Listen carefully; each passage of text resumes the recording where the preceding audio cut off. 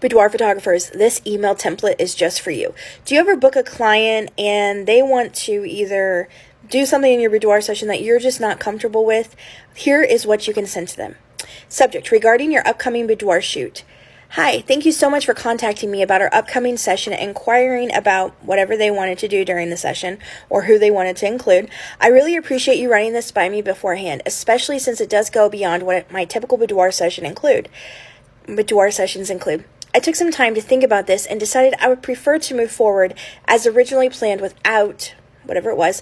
If this decision makes you want to seek the services of another photographer, I understand or can offer you a refund of whatever amount and wish you all the best. This is a professional way, especially if now you think it's going to be awkward.